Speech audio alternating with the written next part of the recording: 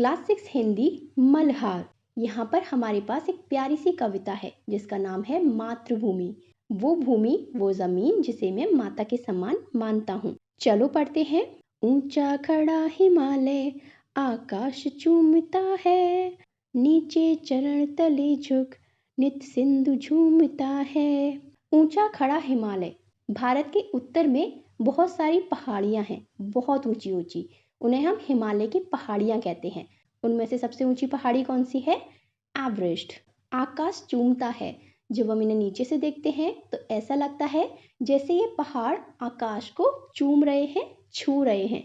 नीचे चरण तले झुक, और जब हम भारत के नीचे की तरफ देखते हैं तब हमें दिखता है नित सिंधु झूमता है। सिंधु का मतलब होता है सागर, महासागर। भारत में सबसे नीचे की तरफ आप देखेंगे भारत समुद्र से घिरा हुआ है, जिसे हम इंडियन ओशियन कहते हैं, भारतीय महासागर। झूमता का मतलब होता है, हमने देखा है ना कैसे समुद्र में लहरें उठती हैं ऊंची ऊंची, तो उसका मतलब यहाँ पर है झूमना। तो भारत के उत्तर में हिमालय पर्वत है जो ऐसा दिखता है कि आसमान को छू रहा है, और भारत के दक्षिण में समुद्र है जो झूमता है, मतलब जिसमें बहुत सारी लहरें उठती हैं। गंगा यमुना त्रिवेणी नदियां लहर रही हैं, जगमग छटा निराली पग पग छहर रही है। गंगा यमुन त्रिवेणी। गंगा एक नदी है, ऐसे ही यमुन मतलब यमुना एक नदी है, और त्रिवेणी गंगा, यमुना और सरस्वती को मिला के त्रिवेणी होती है, जिसे हम संगम कहते हैं। तीनों नदियां यहाँ पर आके मिलती हैं। यहीं पर हम कुंभ मेला भी देखते हैं, है ना। नदियां लहर रही हैं, ये तीनों नदियां लहर रही हैं मतलब कलकल करके, मतलब आवाज करती हुई आगे की तरफ बह रही हैं। जगमग छटा निराली। जगमग छटा निराली का मतलब है हरियाली। आप देखते हैं जहाँ पर नदियाँ होती हैं वहाँ आसपास में बहुत हरियाली दिखती है, बहुत उपजाऊ जमीन दिखती है, जिससे वहाँ पर आसानी से पेड़ पौधे सब उगाए जा सकते हैं, है ना। तो उसको यहाँ पर कहा गया है जगमग छटा निराली, मतलब बहुत हरियाली दिख रही है। पग पग छहर रही है। पग पग मतलब हर कदम कदम पर, छहर का मतलब बिखरी हुई है। आसपास में जब हम देख रहे हैं तो बहुत सारी हरियाली बिखरी हुई है। वह पुण्य भूमि मेरी, वह स्वर्ण भूमि मेरी, वह जन्म भूमि मेरी, वह मातृभूमि मेरी, वह पुण्य भूमि मेरी। ये मेरी वो भूमि है जहाँ पर लोग पुण्य करते हैं, अच्छे काम करते हैं। वह स्वर्ण भूमि मेरी, ये वो भूमि है जो मुझे सोने के समान लगती है। क्यों लगती है? क्योंकि यहाँ पर सब कुछ है। यहाँ पर चार चार मौसम पाए जाते हैं, इसी के साथ हरियाली है, पेड़ पौधों से हमें फल सब्जियाँ मिलती हैं, झरने और नदियों से हमें पानी मिलता है ना। इसीलिए ये हमारे लिए सोने के समान है। वह जन्मभूमि मेरी, ये मेरी वो भूमि है जहाँ पर मैं पैदा हुआ हूँ, मैंने जन्म लिया है। वह मातृभूमि मेरी, ये मेरी वो भूमि है जिसे मैं माता के समान मानता हूँ, जिसकी मैं परवाह करता हूँ, जो मेरा ख्याल रखती है, पालन पोषण करती है। कैसे? इस भूमि पर बहुत सारे झरने नदियाँ हैं जिनसे हमें पानी मिलता है, पेड़ पौधे उपजाऊ जमीन है जिनसे हमें खाने के लिए मिलता है, और मेरे साथ यहाँ पर बहुत सारे जीव जंतु सब बहुत खुशी से रहते हैं। ये मेरी माँ के समान है। झरने अनेक झरते जिसकी पहाड़ियों में चिड़िया चहक रही हैं, हूँ मस्त झाड़ियों में। झरने अनेक झरते, मैं उस देश में रहता हूँ जहाँ पर बहुत सारे झरने हैं। झरते का मतलब ऊंचाई से गिरते हैं, जिसकी पहाड़ियों में, यहाँ पर ऊंची ऊंची पहाड़ियों में ऊंचाई से झरने गिरते हैं। चिड़िया चहक रही हैं, और चिड़िया बोल रही हैं, गा रही हैं, चहक रही हैं, वो मस्त झाड़ियों में। कहाँ पर चहक रही हैं? झाड़ियों में। क्यों? क्योंकि यहाँ पर बहुत हरियाली है, नदियों की वजह से, पहाड़ों के एरिया में झरनों की वजह से, तो चिड़िया बहुत खुश हैं और वो चहक रही हैं, गा रही हैं। अमराइयाँ घनी हैं, कोयल पुकारती है, बहती मलय पवन है, तन मन संवारती है। अमराइयाँ घनी हैं। अमराइयाँ मतलब होता है बागान, खेत खलियान। घनी है मतलब बहुत ज्यादा घने हैं, बहुत हरियाली है। कोयल पुकारती है, जिसमें बैठी हुई कोयल पुकार रही है, कू कू कर रही है। बहती मलय पवन है। मलय क्या है? मलय भारत के ईस्ट में, सबसे पूरब में कुछ देश हैं, जैसे मलेशिया, इंडोनेशिया, और इसी के साथ भारत के जो ईस्ट में देश हैं, जैसे अरुणाचल प्रदेश, सिक्किम, असम, जो यहाँ से हवाएं आती हैं वो ठंडी और खुशबूदार होती हैं, सुगंधित होती हैं, इसलिए यहाँ पर कहा है बहती मलय पवन, ठंडी सुगंधित पवन तन मन संवारती है। जो भारत में आती है उससे हमारा मन खुश हो जाता है और हमारे शरीर को आनंद प्रदान करती है। वह धर्म भूमि मेरी, वह कर्म भूमि मेरी, वह जन्म भूमि मेरी, वह मातृभूमि मेरी, वह धर्म भूमि मेरी। धर्म वो रूल्स रेगुलेशंस होते हैं जिन्हें हमें समाज को बनाए रखने के लिए फॉलो करना होता है। जो मेरी ड्यूटीज है मैं उन्हें निभाता हूँ। वह कर्म भूमि मेरी, ये मेरी वो भूमि है जहाँ पर मैं कर्म करता हूँ, मतलब काम करता हूँ, अपनी जीविका कमाता हूँ, खुद का ख्याल रखता हूँ, परिवार का ख्याल रखता हूँ और अपने आसपास के लोगों का, जानवर जीव जंतुओं का ख्याल रखता हूँ। वह जन्मभूमि मेरी, ये वो भूमि है जहाँ पर मैं पैदा हुआ हूँ। वह मातृभूमि मेरी, ये वो भूमि है जिसे मैं अपनी माता के समान मानता हूँ, जिसकी मैं परवाह करता हूँ, जो मेरी परवाह करती है, मेरा पालन पोषण करती है। जन्मे जहाँ थे रघुपति, जन्मी जहाँ थी सीता, श्री कृष्ण ने सुनाई बंसी पुनीत गीता। जन्मे जहाँ थे रघुवर, ये वो भूमि है जहाँ पर रघुवर मतलब राम जी ने जन्म लिया था। जन्मी जहाँ थी सीता, जहाँ पर सीता माँ ने जन्म लिया था। श्री कृष्ण ने सुनाई, जहाँ पर श्री कृष्ण ने जन्म लेकर क्या सुनाया था? वंशी पुनीत गीता, मतलब मुरली की धुन सुनाई थी। और पुनीत मतलब होता है पवित्र, प्योर। गीता हमारी एक धार्मिक बुक है जिसमें श्री कृष्ण जी ने अपने उपदेश दिए हैं, जो हमारी जीवन के दौरान, हमारी लाइफ के दौरान हमारी बहुत हेल्प करते हैं। गौतम ने जन्म लेकर जिसका सुयश बढ़ाया, जग को दया सिखाई, जग को दिया दिखाया। गौतम ने जन्म लेकर, कौन? सिद्धार्थ गौतम, जिन्हें हम गौतम बुद्ध भी कहते हैं। उन्होंने यहाँ पर जन्म लिया, जिसका सुयश बढ़ाया, और इस धरती का सुयश बढ़ाया, इसे और ज्यादा संवारा। जग को दया सिखाई, और जग मतलब ये दुनिया, इसको सिखाया क्या? दया करना, काइंडनेस। जग को दिया दिखाया, और क्या दिखाया? दिया दिखाना मतलब लोगों को ज्ञान देना। तो उन्होंने लोगों को शिक्षा दी, ज्ञान दिया, सही का रास्ता दिखाया। वह युद्ध भूमि मेरी, वह बुद्ध भूमि मेरी, वह मातृभूमि मेरी, वह जन्म भूमि मेरी। वह युद्ध भूमि मेरी, मेरी वो भूमि है जिसकी रक्षा के लिए कितने ही लोगों ने युद्ध किए, बलिदान किया। जैसे महाभारत का युद्ध हुआ था धर्म की स्थापना के लिए, और अंग्रेजों से हमने स्वतंत्रता की लड़ाई लड़ी, फ्रीडम के लिए, फ्री होने के लिए, खुद से इस भारत को संवारने के लिए और बेहतर बनाने के लिए। इसी के साथ जिस भी देश ने भारत पर आक्रमण किया या फिर उसे कब्जाने की कोशिश की, हमने उनके साथ युद्ध किया, हमारे दुश्मन देशों को सबक सिखाया, जैसे कारगिल के युद्ध में। वह बुद्ध भूमि मेरी, ये मेरी वो भूमि है जिस पर गौतम बुद्ध ने जन्म लिया। वह मातृभूमि मेरी, ये वो भूमि है जिसे मैं माता के समान मानता हूँ, जिसकी मैं परवाह करता हूँ, जो मेरा पालन पोषण करती है, ख्याल रखती है। वह जन्मभूमि मेरी, ये मेरी वो भूमि है जहाँ पर मैं पैदा हुआ हूँ, जिस पर मैंने जन्म लिया है। इस सुंदर सी कविता को लिखा है सोहन लाल द्विवेदी जी ने। चलिए इन कवि के बारे में और जानते हैं। कवि से परिचय। इस कविता को हिंदी के प्रसिद्ध कवियों में से एक सोहन लाल द्विवेदी जी ने लिखा है। उनका जन्म आज से लगभग 125 साल पहले हुआ था।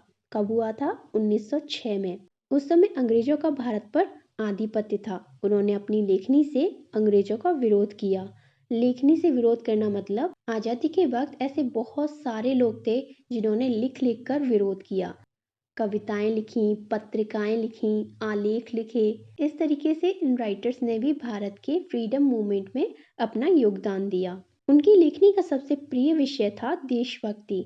इन्हें सबसे ज्यादा किस चीज पर लिखना पसंद था? देशभक्ति, कि देश हमारे लिए क्या है, हम क्यों इसकी सेवा करना चाहते हैं। भारत के गौरव का गान करना उन्हें बहुत प्रिय था। भारत के गौरव का गान मतलब भारत का बखान करना, भारत को बहुत प्राउडली डिस्क्राइब करना उन्हें बहुत पसंद था। उनकी कुछ और चर्चित रचनाएं हैं जिनमें बड़े चलो और कोशिश करने वालों की हार नहीं होती। अब आगे बढ़ते हैं पाठ से। आइए अब हम इस कविता पर विस्तार से चर्चा करें। आगे दी गई गतिविधियां इस कार्य में आपकी सहायता करेंगी। मेरी समझ से नीचे दिए गए प्रश्नों का सटीक उत्तर कौन सा है? उनके सामने स्टार का निशान बनाइए। पहला है हिंद महासागर के लिए कविता में कौन सा शब्द आया है। हमने पढ़ा था ना, भारत में नीचे की तरफ क्या है, झूमता सिंधु, मतलब महासागर, राइट। तो यहाँ पर महासागर के लिए सिंधु शब्द का प्रयोग किया गया है। अगला है मातृभूमि कविता में मुख्य रूप से भारत की प्रशंसा की गई है। हाँ। भारत के महापुरुषों की जय की गई है। हाँ। भारत की प्राकृतिक सुंदरता की सराहना की गई है। सराहना का मतलब होता है तारीफ करना। हाँ। भारतवासियों की वीरता का बखान किया गया है। हाँ। आगे देखते हैं। आप अपने मित्रों के साथ चर्चा कीजिए और कारण बताइए कि आपने ये उत्तर ही क्यों चुने। हमने इन उत्तरों का चुनाव इसलिए किया क्योंकि हमने कविता में पढ़ा कि किस तरीके से भारत की सुंदरता को दर्शाया गया है, किस तरीके से ये बताया गया है कि कौन कौन लोगों ने, किन किन महापुरुषों ने हमारी धरती पर जन्म लिया और इसे और खूबसूरत बनाने में मदद की, है ना। आगे देखते हैं, मिलकर करें मिलान। पाठ में से चुनकर कुछ शब्द नीचे दिए गए हैं। अपने समूह में इन पर चर्चा कीजिए और इन्हें इनके सही अर्थों या संदर्भों से मिलाइए। अब हमें इन शब्दों को सही अर्थ से मिलान करना है। पहला है हिमालय। मैंने कहा था ना, भारत के उत्तर दिशा में बहुत सारे ऊंचे ऊंचे पहाड़ हैं जिन्हें हम हिमालयास कहते हैं। तो हम इसे मिलाएंगे 10वें नंबर से भारत की उत्तरी सीमा पर फैली पर्वतमाला। अगला है त्रिवेणी। त्रिवेणी का मतलब होता है 3 नदियों की मिली हुई धारा या संगम। कौन कौन सी नदियाँ? गंगा, यमुना, सरस्वती। और इन तीनों का एक स्पेशल पॉइंट है जहाँ पर ये तीनों आकर मिलती हैं, वो है प्रयागराज, जो उत्तर प्रदेश में है। यहीं पर कुंभ मेला लगता है। तो हम इसे मिलाएंगे 3 नदियों की मिली हुई धारा, संगम। अगला है मलय पवन। मलय पवन क्या है? दक्षिण भारत के मलय पर्वत से चलने वाली सुगंधित पवन। अगला है सिंधु। सिंधु का मतलब मैंने बताया था ना, सागर, समुद्र, और इसी के साथ सिंधु एक नदी का नाम भी है। ओके। अगला है गंगा यमुना। गंगा यमुना भारत की प्रसिद्ध नदियां हैं। अगला है रघुपति। रघुपति हम किन्हें कहते हैं? श्री राम को। तो हम इसे मिलाएंगे 5वें पॉइंट से, श्री रामचंद्र का एक नाम जो दशरथ जी के पुत्र थे। अगला है श्री कृष्ण। श्री कृष्ण देवकी और वसुदेव के पुत्र थे। तो हम इसे मिलाएंगे वसुदेव के पुत्र वासुदेव से। अगला है सीता। सीता जी कौन थी? जनक की पुत्री जानकी। सीता जी का एक और नाम जानकी भी है और वो राजा जनक की पुत्री थी। ओके। अगला है गीता। गीता क्या है? एक प्रसिद्ध और प्राचीन ग्रंथ है, श्रीमद् भागवत गीता। इसमें वे प्रश्न उत्तर और संवाद हैं जो भारत में श्री कृष्ण और अर्जुन के बीच हुए थे। अगला है गौतम बुद्ध। एक प्रसिद्ध महापुरुष थे और बौद्ध धर्म के प्रवर्तक थे। मतलब जो बौद्ध धर्म है ना, वो इन्हीं ने शुरू किया था। आगे बढ़ते हैं, पंक्तियों पर चर्चा। कविता से चुनकर कुछ पंक्तियां नीचे दी गई हैं। इन्हें ध्यान से पढ़िए और इन पर विचार कीजिए। आपको इनका क्या अर्थ समझ में आया? अपने विचार कक्षा में अपने समूह में साझा कीजिए और अपनी लेखन पुस्तिका में लिखिए। अभी हमने जो कविता पढ़ी है उसके कुछ हिस्से हैं। चलो जानते हैं इनमें क्या लिखा है। वैसे हम ऑलरेडी बता चुके हैं कि इनमें क्या लिखा है, लेकिन फिर से रिवीजन हो जाएगा। चलो करते हैं। वह युद्ध भूमि मेरी, मतलब ये मेरी वो भूमि है जिसकी रक्षा के लिए कितने ही लोगों ने युद्ध किए, बलिदान किया। जैसे महाभारत का युद्ध हुआ था धर्म की स्थापना के लिए, और अंग्रेजों से हमने स्वतंत्रता की लड़ाई लड़ी, फ्रीडम के लिए, फ्री होने के लिए, खुद से इस भारत को संवारने के लिए और बेहतर बनाने के लिए। इसी के साथ जिस भी देश ने भारत पर आक्रमण किया या फिर उसे कब्जाने की कोशिश की, हमने उनके साथ युद्ध किया, हमारे दुश्मन देशों को सबक सिखाया, जैसे कारगिल के युद्ध में। अगली लाइन है, वह बुद्ध भूमि मेरी। बुद्ध भूमि क्यों है? क्योंकि ये वही धरती है जहाँ पर गौतम बुद्ध जी ने जन्म लिया था और सबको रोशनी का दिया दिखाया था, है ना। अगला है, वह मातृभूमि मेरी। ये वह भूमि है जिसको मैं अपनी माता के समान मानता हूँ, जिसकी मैं परवाह करता हूँ और जो मेरा पालन पोषण करती है। वह जन्मभूमि मेरी, ये वो भूमि है जहाँ पर मैंने जन्म लिया है, जहाँ पर मैं पैदा हुआ हूँ। आगे बढ़ते हैं, सोच विचार के लिए।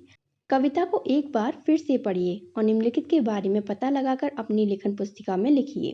पहला है, कोयल कहाँ रहती है? कोयल अमराइयों में रहती है। हमने पढ़ा था ना, आम के बागान या फिर बाग बगीचे, अमराइयाँ। दूसरा है, तन मन कौन संवारती है? तन मन मलय पवन संवारती है ना। ठंडी ठंडी सुगंधित हवा चलती है तो वो तन मन को संवारती है। अगला है झरने कहाँ से झरते हैं? तो झरने झरते हैं पहाड़ियों से, है ना? हमने देखा था ना, झरने पहाड़ से झरते हैं। अगला है श्री कृष्ण ने क्या सुनाया था? श्री कृष्ण ने बंसी पुनीत गीता सुनाई थी। एक तो बंसी की धुन सुनाई थी और एक पुनीत पवित्र गीता सुनाई थी। अगला है गौतम ने किसका यश बढ़ाया था? गौतम ने इस भूमि का यश बढ़ाया था। उन्होंने इस भूमि पर जन्म लेकर इसका यश बढ़ाया था ना। आगे बढ़ते हैं। नदियां लहर रही हैं, पग पग छह रही है। लहर का अर्थ होता है पानी का हिलोरा, मौज, उमंग, वेग, जोश। और छहर का अर्थ होता है बिखरना, छितराना, छिटकना, फैलना। कविता पढ़कर पता लगाइए और लिखिए, कहाँ कहाँ छटा छह रही है। कहाँ कहाँ पर छह रही है? जहाँ जहाँ से नदियाँ लहर रही हैं वहाँ वहाँ छटा छह रही है। मैंने आपको बताया था ना, नदियाँ जहाँ जाती हैं वहाँ आसपास का एरिया बहुत उपजाऊ हो जाता है, फर्टाइल हो जाता है। तो वहाँ पर बहुत सारे पेड़ पौधे उगाए जा सकते हैं, खेती बाड़ी की जा सकती है ना। अगला है किसका पानी लहर रहा है? तो हम जानते हैं नदियों का पानी लहर रहा है। आगे बढ़ते हैं। कविता की रचना। गंगा यमुन त्रिवेणी नदियाँ लहर रही हैं। यमुन शब्द यहाँ यमुना नदी के लिए आया है। कभी कभी कविता की लय और सौंदर्यता को बढ़ाने के लिए इस प्रकार के शब्दों को थोड़ा बदल देते हैं। यदि आप कविता को थोड़ा और ध्यान से पढ़ेंगे तो आपको और भी बहुत सी विशेषता पता चलेंगी। आपको जो विशेष बातें दिखाई दें उन्हें आपस में साझा कीजिए और लिखिए। जैसे सबसे ऊपर इस कविता का एक शीर्षक है। शीर्षक क्या है हमारी कविता का? मातृभूमि।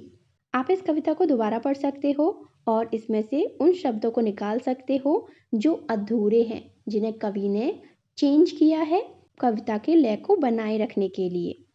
आगे बढ़ते हैं। मिलान। स्तंभ 1 और स्तंभ 2 में कुछ पंक्तियां दी गई हैं। मिलते जुलते भाव वाली पंक्तियों को रेखा खींचकर जोड़िए। वह जन्मभूमि मेरी, वह मातृभूमि मेरी। इसका मतलब क्या है? मैंने उस भूमि पर जन्म लिया है, वह भूमि मेरी माँ के समान है। मैंने बताया था ना। चलो इसे मिलाते हैं। अगला है चिड़ियाँ चहक रही हैं हो मस्त झाड़ियों में। वहाँ की जलवायु इतनी सुखदायी है कि पंछी पेड़ पौधों के बीच प्रसन्नता से गीत गा रहे हैं।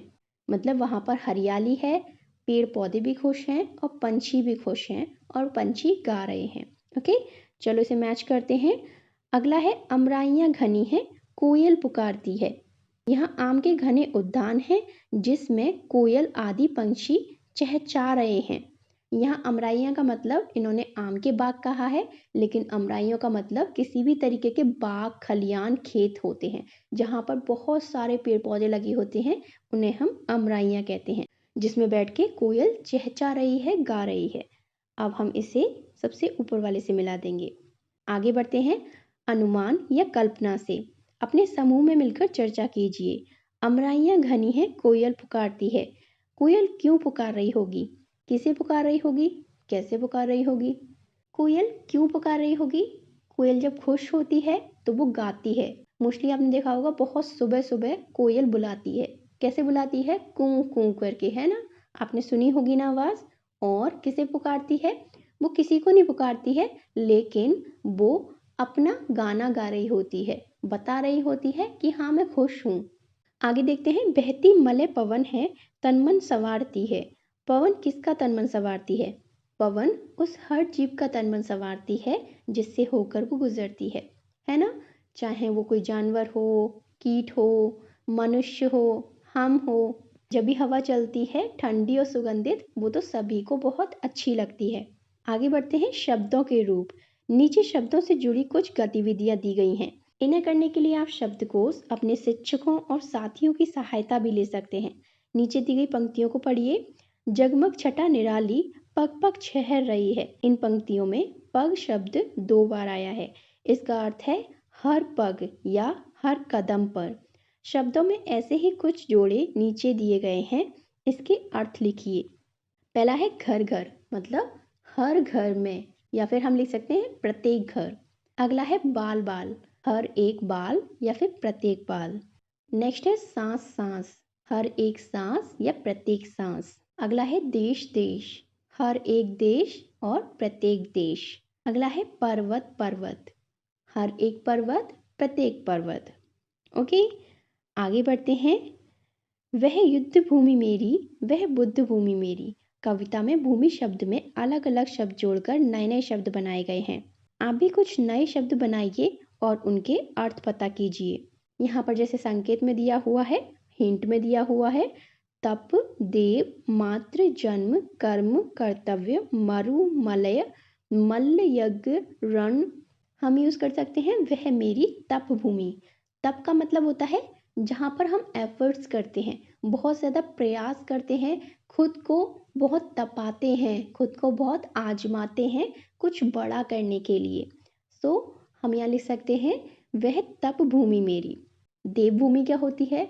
देवभूमि वो होती है जहाँ पर सब कुछ बहुत अच्छा चल रहा होता है, जितने भी लोग वहाँ पर जी रहे होते हैं, रह रहे होते हैं, वो बहुत खुश होते हैं। इसी के साथ वहाँ पर न्याय व्यवस्था होती है।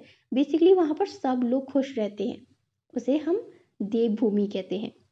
अगला है भारत भूमि। भारत भूमि तो हम सब जानते हैं, भारत हमारा देश और उसकी ज़मीन, उसकी धरती भारत भूमि है। अगला है जन्मभूमि।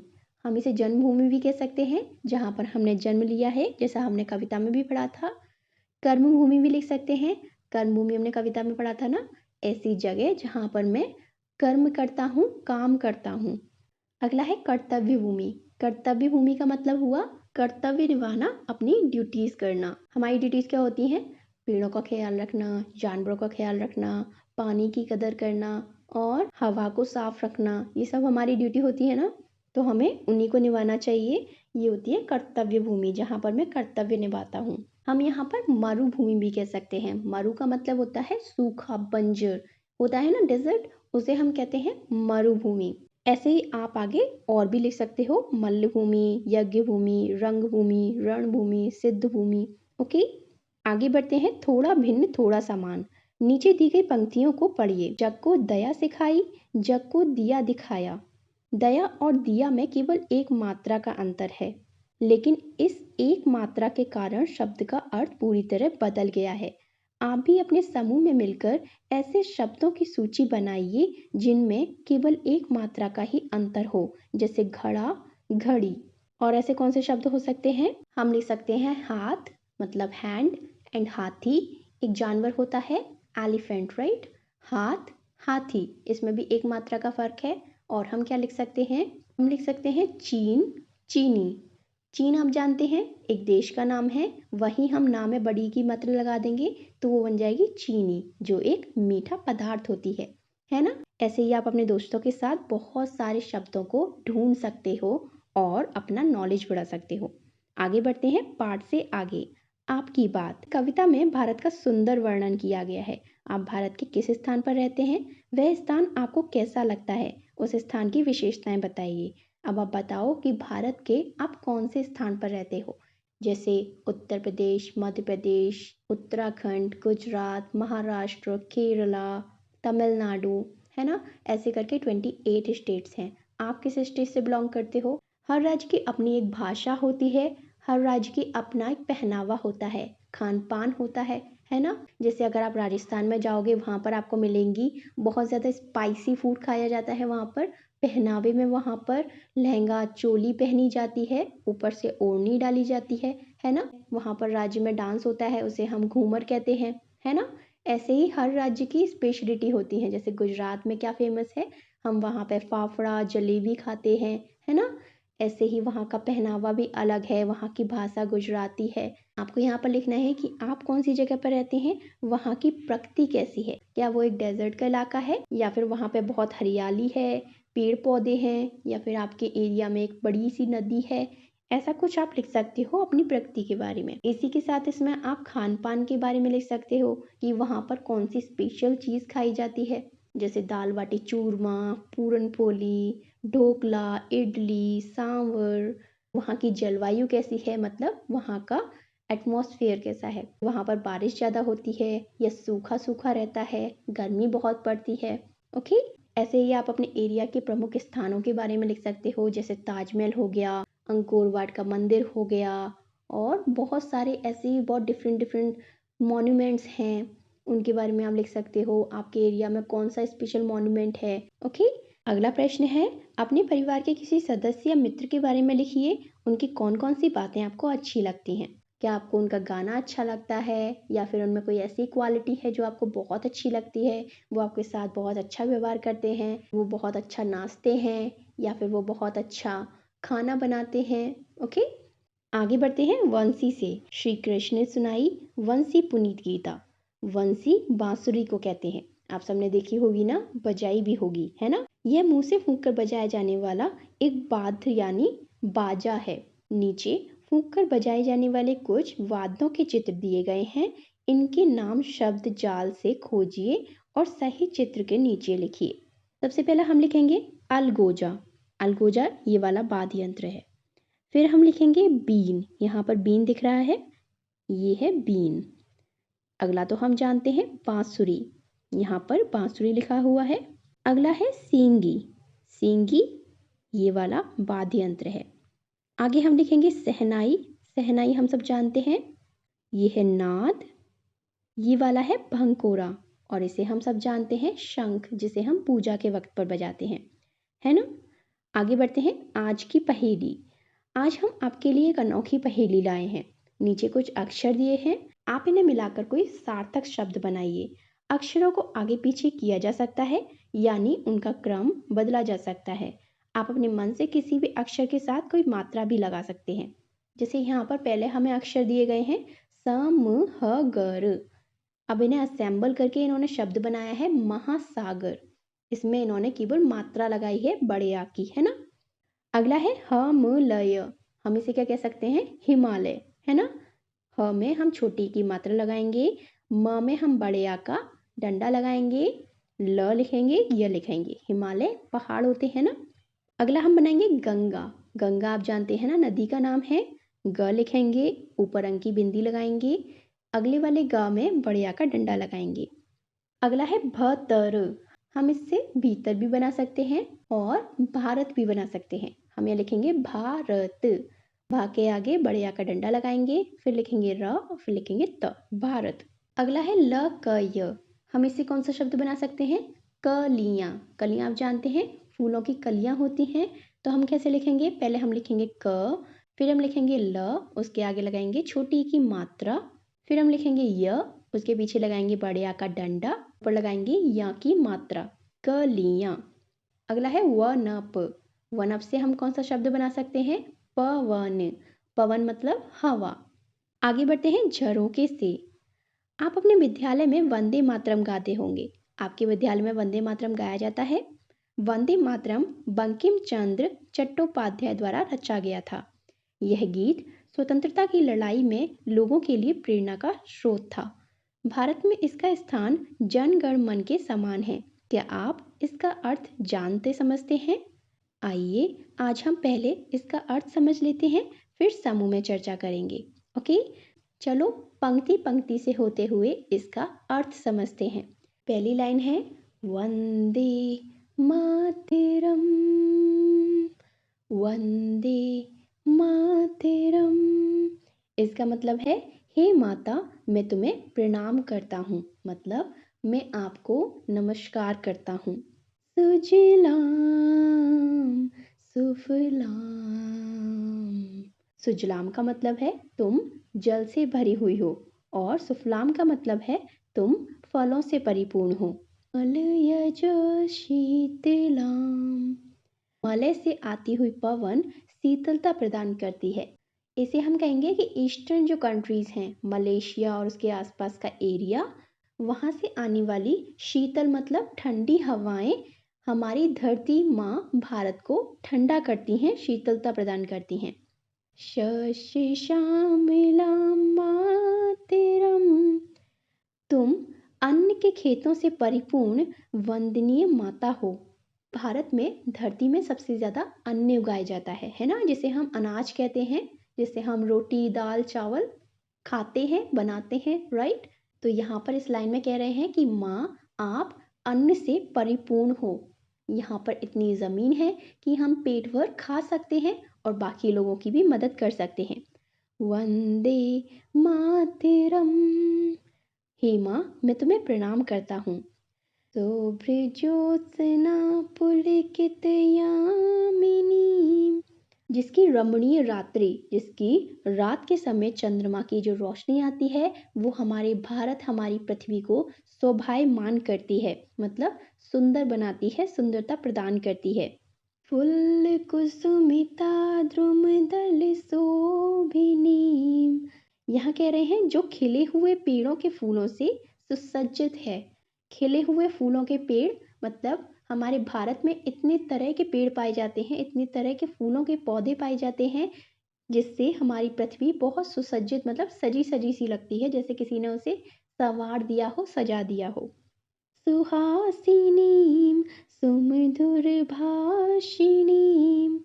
अब यहाँ पर कह रहे हैं सदैव हंसने वाली, मधुर भाषा बोलने वाली। जो पृथ्वी माँ हमेशा हंसती रहती हैं, खिलखिलाती रहती हैं, जो हमें पता चलता है हरियाली से, बहते झरनों से, खिलखिलाती नदियों से, पंछियों की चहचहाहट से। इससे पता चलता है हमारी धरती माँ बहुत खुश है, मधुर भाषा बोलने वाली। हम सबकी कितनी भाषाएं हैं?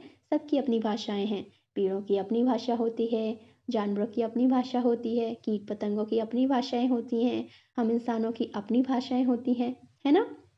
सुखदाम वरदाम मातरम। आगे कह रहे हैं सुखदाम सुख देने वाली, वरदाम वरदान देने वाली, मातरम माँ। वंदे मातरम, वंदे मातरम। मैं तुम्हें प्रणाम करता हूँ।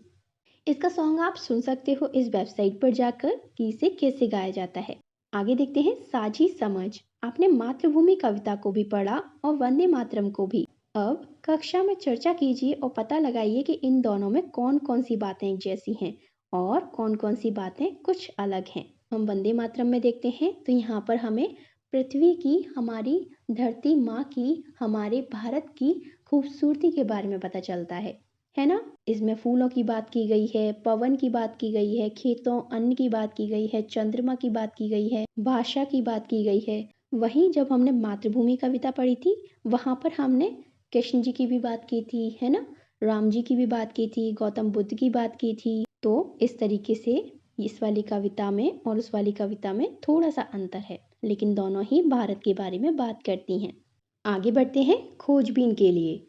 नीचे पाठ से संबंधित कुछ रचनाएं दी गई हैं। इन्हें पुस्तक में दिए गए QR कोड की सहायता से पढ़ें, देखें व समझें। यहाँ पर नीचे हमारे पास कुछ रचनाएं हैं, मतलब कविताएं हैं, जैसे स्वाधीनता की सरगम, वंदना के इन स्वरों में, न हाथ एक शस्त्र हो, पुष्प की अभिलाषा, यह महिमा में अपना भारत। इसमें से हम पुष्प की अभिलाषा पढ़ने वाले हैं, जो हमारे पास आगे दी हुई है। अगर आपको कविताएं पढ़ना अच्छा लगता है तो बाकी सबके बारे में आप सर्च कर सकते हैं। ओके, पुष्प का मतलब होता है फूल और अभिलाषा का मतलब होता है डिजायर, इच्छा। चलो पढ़ते हैं। चाह नहीं मैं सुरवाला के गहनों में गूंथा जाऊं। फूल कहता है कि चाह नहीं, मेरी इच्छा नहीं है मैं सुरबाला। सुरबाला का मतलब होता है कोई भी लेडी, कोई भी औरत, कोई भी वुमेन, क्योंकि वुमेन्स ही मोस्टली गहने पहनती है ना।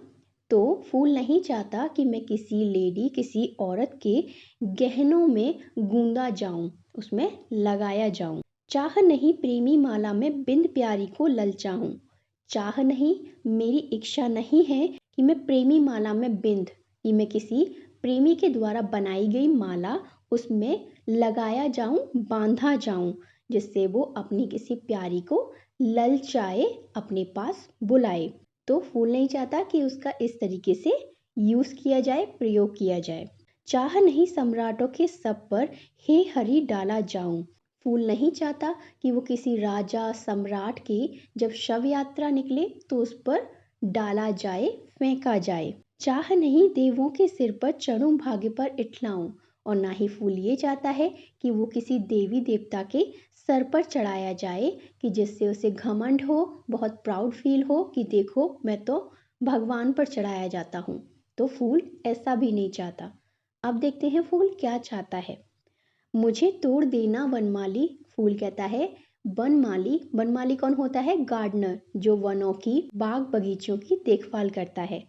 वो कहता है वनमाली मुझे तोड़ देना, उस पथ में देना तुम फेंक, और उस रास्ता, पथ का मतलब होता है रास्ता, उस रास्ते पर मुझे फेंक देना, मातृभूमि पर शीश चढ़ाने। मातृभूमि जिसे हम माता समान मानते हैं, शीश चढ़ाने मतलब बलिदान देना, है ना। जिस पथ जावे वीर अनेक। पथ का मतलब होता है रास्ता, जावे वीर। वीर कौन होते हैं? हमारे फ्रीडम फाइटर्स हुए, हमारे सैनिक हुए, सोल्जर्स हुए, उन्हें हम वीर कहते हैं। क्यों? क्योंकि वो अपनी जान का बलिदान करते हैं अपनी भारत माँ की रक्षा के लिए। हमारे भारत की रक्षा के लिए हमारे बॉर्डर्स पे सैनिक लगे होते हैं ना, हमारे सोल्जर्स दिन रात मेहनत करते हैं, है ना। तो उनके बलिदान को वो एडमायर कर रहा है। फूल कह रहा है कि मुझे उस पथ पर डाल देना जिस पथ से इन वीरों की शव यात्रा निकलती है, मतलब इन वीरों को जिस पथ से ले जाया जाता है, मुझे बस वहां पर फेंक देना बनमाली। इस कविता को लिखा है माखनलाल चतुर्वेदी ने। ये कविताएं 1947 से पहले की हैं, जब हमारे देश में अंग्रेजों के खिलाफ मूवमेंट चल रहे थे, लड़ाइयाँ चल रही थी। हम अपने देश को आज़ाद करना चाहते थे और उसके लिए हमें लोगों में जागरूकता डालनी थी, उनमें जोश भरना था। इसके लिए बहुत सारे राइटर्स, बहुत सारे कवियों ने कविताएं लिखी और अपना उस स्वतंत्रता के संग्राम में सहयोग दिया। अब ये वीडियो यहाँ पर ख़त्म होता है। अगर ऐसा कुछ है जो आपको समझ में ना आया हो तो आप नीचे कमेंट कर सकते हो, मुझे आपको आंसर देना अच्छा लगेगा। अगर वीडियो अच्छा लगा हो, इन्फॉर्मेटिव लगा हो, तो वीडियो को लाइक करो और चैनल को सब्सक्राइब कर दो। और वीडियो को आप शेयर भी कर सकते हो और इस क्लास की अदर सब्जेक्ट्स की वीडियो भी देख सकते हो। ओके, अब मैं आपसे अगली वीडियो में मिलूंगी। तब तक के लिए अपना ख्याल रखो, खुश रहो, बाय बाय।